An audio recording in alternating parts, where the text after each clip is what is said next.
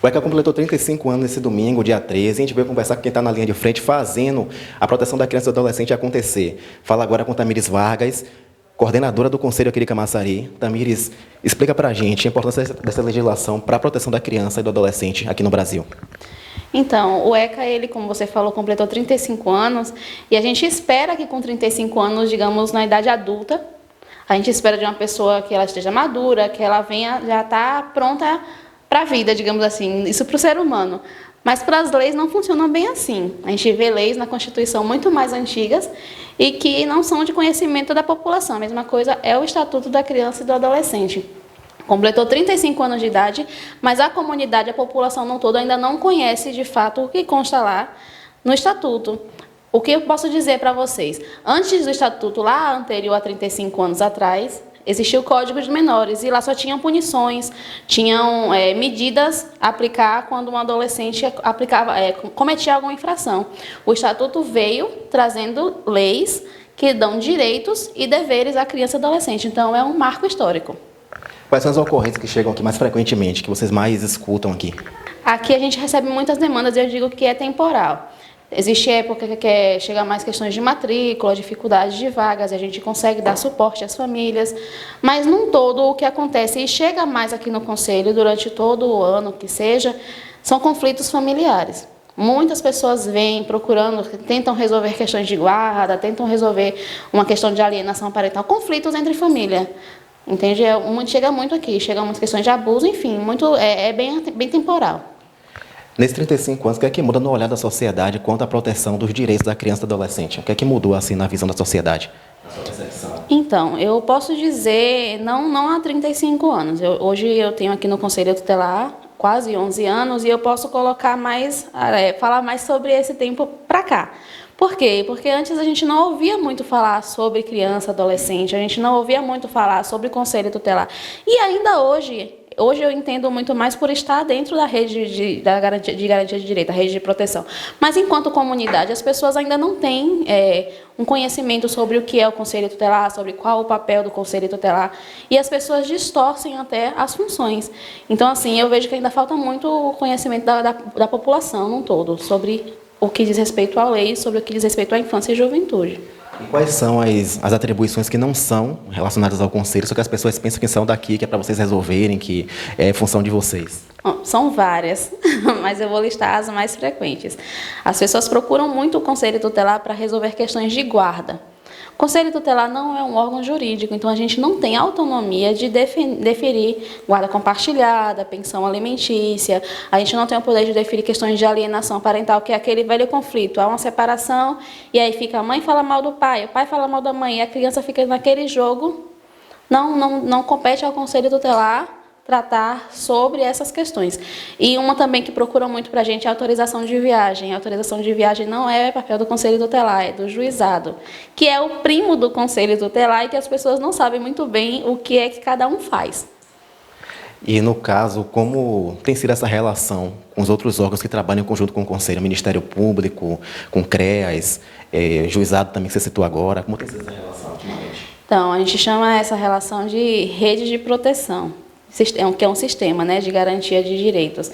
A gente procura trabalhar em conjunto. Existem, sim, falhas, existem, sim, dificuldades que é do próprio sistema, mas a gente procura, dentro do que é possível, trabalhar em conjunto.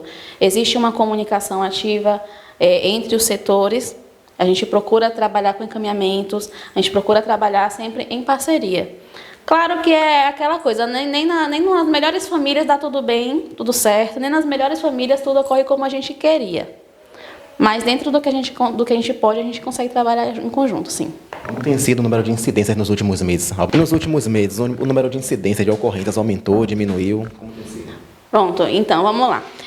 O que eu procuro tentar fazer, passar ao máximo, onde a gente vai, a gente procura tentar passar ao máximo a comunidade. A gente tem hoje em Camaçari aproximadamente, em média, 320 e poucos mil habitantes, e na lei diz, no Estatuto diz, que para cada 100 mil habitantes precisa ter um conselho tutelar. Então, pela lógica, era para a gente ter uns três. Uns três. Pelo menos uns 3, né? Mas a gente tem 2. 2 conselhos tutelares, um na sede e um na costa do município, na orla do município. E lá na lei diz também que cada conselho tutelar precisa ter 5 conselheiros, então somos 10 pessoas para lidar com todos os tipos de violações que acontecem na cidade. Então a gente sempre procura levar para a comunidade essa informação para que elas entendam o seguinte, que lá no Estatuto da Criança e do Adolescente diz, que no artigo 4, que é um dever de todos zelar e garantir pelos direitos da criança e do adolescente, seja pela comunidade, seja o Estado, seja o governo, enfim, é um dever de todos. Então, a gente só vai saber das violações que acontecem nas casas, nas famílias, nas ruas, se a comunidade trouxer para a gente. Então, quanto mais a gente dissemina essa informação, mais as demandas chegam para o Conselho. Então, por isso que eu digo que é temporal, porque tem momentos, movimentos, que a gente vai nas ruas, vai nas escolas, e as denúncias começam a chegar mais. Quando acontece alguma situação que meio que mediatiza, como aconteceu recente das crianças que foram resgatadas pela polícia, as demandas começam a surgir mais, mas quando as pessoas relaxam no denunciar, a gente também não recebe muitas demandas. Por quê? Porque o que a gente vai averiguar, o que a gente vai buscar para garantir os direitos das crianças e adolescentes, vem da própria comunidade. Então, é importante em momentos como esse, que as pessoas vejam e ouçam isso, para entender o seguinte, aquela criança que está lá no seu bairro, na sua vizinhança, na sua família, sofrendo uma violação. É um dever seu também, como comunidade, é seu, é dele, é de todos nós, garantir esse direito. Então, se vocês denunciam, as situações vêm para a gente. Eu não sou nem Deus para ser onipresente, nem onisciente de tudo que está acontecendo em Camaçari. Então, você, comunidade, se você fizer a sua parte também, denunciar a violação àquela criança, você pode pensar assim, não é um problema meu, é um problema de todos nós. Então, se você fizer a sua parte enquanto comunidade, a denúncia chegar para o conselho, a gente vai averiguar. Agora, se denunciou e o conselho não foi, aí sim você pode falar que a gente não fez nossa parte, mas se não chegou para a gente, não tem como a gente saber. Quando a função do conselheiro, que é uma função que é muito falada, só que muita gente não sabe do que se trata exatamente. Então, existe uma listinha lá, alguns itens, e está tudo listado no próprio Estatuto, no artigo 136 do ECA. E lá no artigo 101 também fala algumas atribuições e algumas coisas que o Conselho Tutelar pode fazer enquanto conselho, o conselheiro tutelar. E a gente tem que seguir ali. Então, vai ficar aí para você o dever de casa, para a gente não listar tudo aqui e ficar cansativo. Fica o dever de casa, lê lá o artigo 136 e o artigo 101 do Estatuto da Criança e do Adolescente. Do mesmo jeito que você tem interesse de ler uma fofoca, uma notícia, enfim, lê um pouco lá e você vai entender tudo o que está dizendo ali. É bem claro, é bem prático de entender qual o papel e qual a atribuição do conselheiro tutelar. Quer entrar em contato com o conselho tutelar, tem que fazer agendamento ou é de forma espontânea o atendimento? Chegar aqui e já atendido logo de cara? Pronto, nosso atendimento é espontâneo. As pessoas chegam aqui, a gente faz um pré-atendimento ali na recepção e são encaminhadas para os conselheiros. O atendimento é feito de segunda a sexta, das 8 às 17 horas. Tem um intervalo do almoço que a gente é humano, mas é de forma espontânea e por ordem de chegada. Alguns casos em que a gente precise notificar ou que vem uma parte, a gente notifica a outra parte, é agendado, mas num todo o atendimento é espontâneo, nesse horário que eu falei para vocês. E além do horário de trabalho de 8 da manhã às 5 da tarde, existe o plantão 24 horas. Todos os dias tem um conselheiro que fica com o telefone, que também é o WhatsApp, posso deixar o número aqui também, atendendo demandas, seja denúncia ou averiguação na rua, enfim. Tem um conselheiro 24 horas no plantão, todos os dias e final de semana também.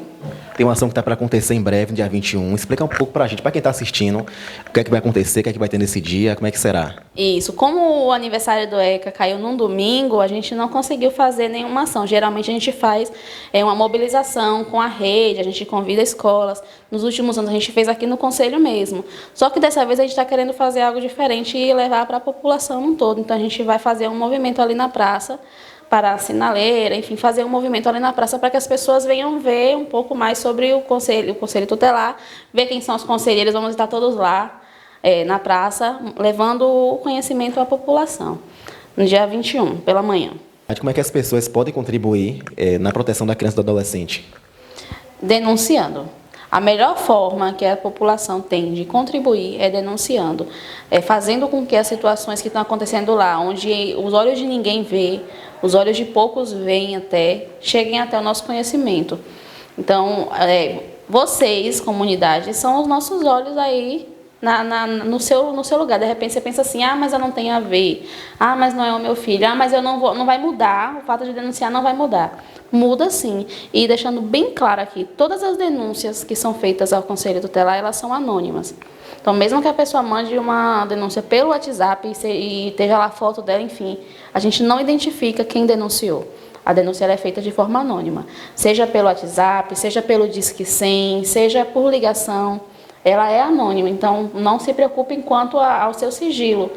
O que é importante é que seja denunciado, porque você pode pensar que não muda a vida de uma... Você não vai mudar nada, mas você muda a vida de uma criança, de um adolescente que está lá sofrendo e precisando ter um suporte.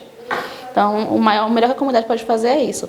Ela eleger pessoas, porque os conselhos são eleitos pela comunidade. Então, você elegeu pessoas, deu o seu voto de confiança e colocou pessoas aqui para assegurar direitos de crianças e adolescentes de um município inteiro.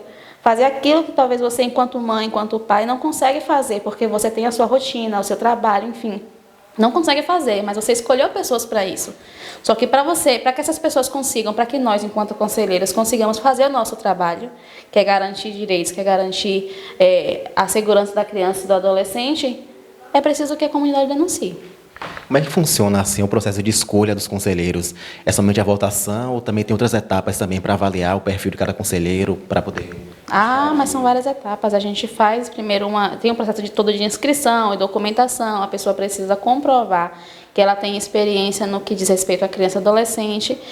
E depois disso faz uma prova com alguns tipos de conhecimento dentro da lei, de conhecimentos gerais no todo, faz uma prova. Depois dessa prova vem o processo eleitoral, em que a gente vai para as ruas, vai buscar da comunidade que ela confie na gente e dê o voto dela. Aí é estipulado o dia da eleição e tal, e a comunidade pode votar, todo mundo pode votar, tendo título de eleitor.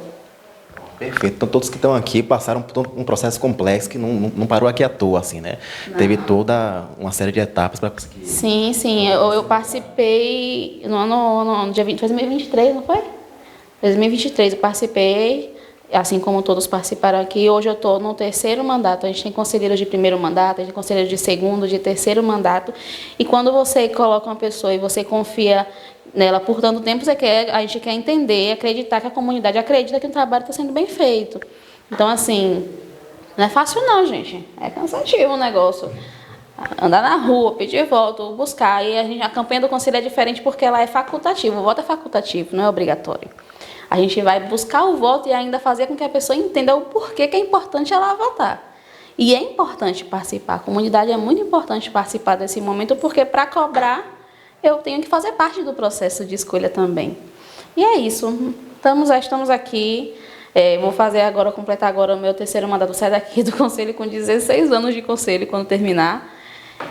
Não sei o que o futuro reserva, mas o anseio sempre vai ser esse, de buscar fazer com que a criança e o adolescente eles venham a ser prioridade absoluta, como está previsto lá na lei.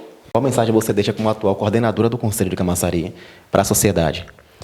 Que a comunidade participe, que a comunidade entenda que não é só o Conselho Tutelar que pode proteger ou garantir direitos, que não é só o Conselho Tutelar que vai fazer um milagre. A gente não vai fazer milagre se a comunidade também não participar.